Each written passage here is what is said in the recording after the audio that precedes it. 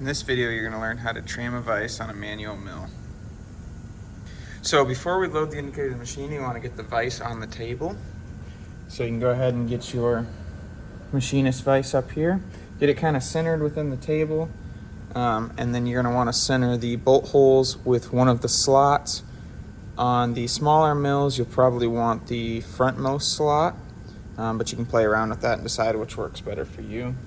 And then you're going to need two of these setups. So this is going to be the T slot and the bolt and then the nut for that.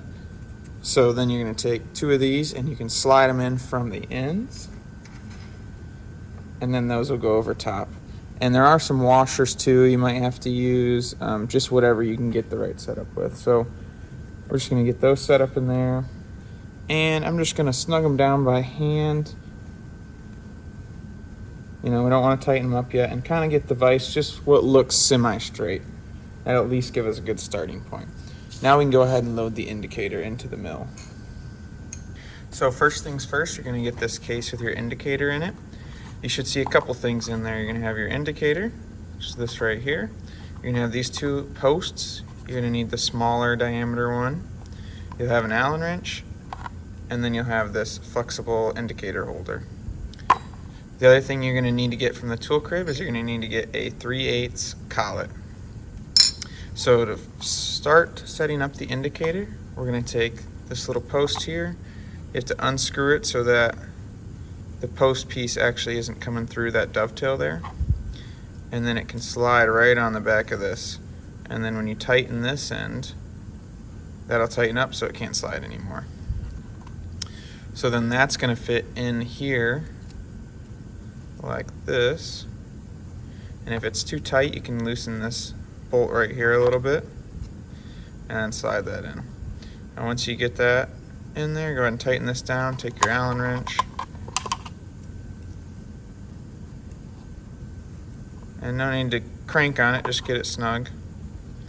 So our indicator is now in our indicator holder. So the next thing we need to do is put it in the 3/8 collet. So that is our complete setup, and then we want to load this into the machine and we'll get set up. So once you have the indicator mounted in the mill, you want to get it set up how I have here. So you can see we're coming straight down, kind of elbow back, and then straight back towards you. Make sure this dial face is facing towards you so that you can read it. And then the indicator tip should be pointed backwards like that. The other thing to note is the height. So we want the tip of the indicator, the needle here, to be just above the bolt, but not too high up where we're going to slip off.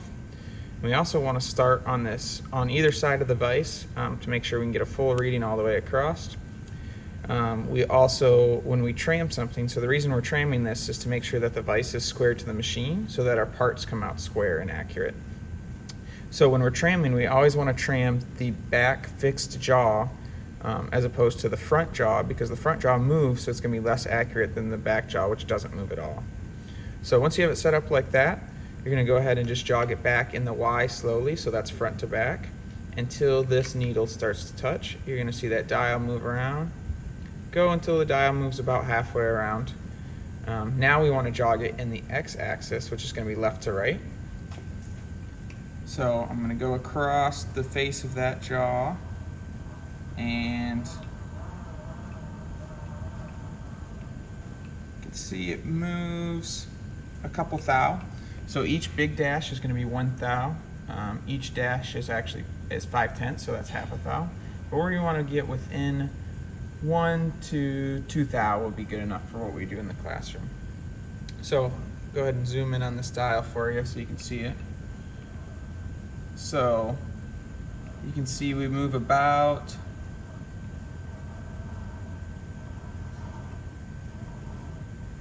about 3 thou.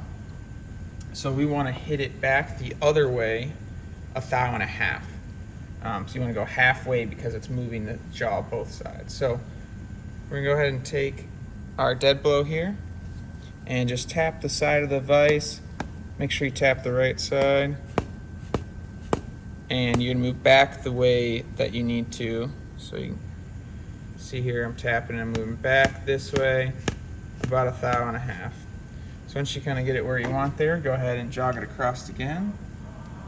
And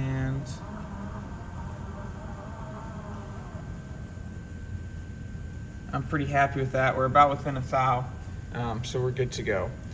So one thing to note is yours could be off more than that depending on how you set it up the first hand. So let's say it's off 10 thou, you want to move back the other way 5 thou.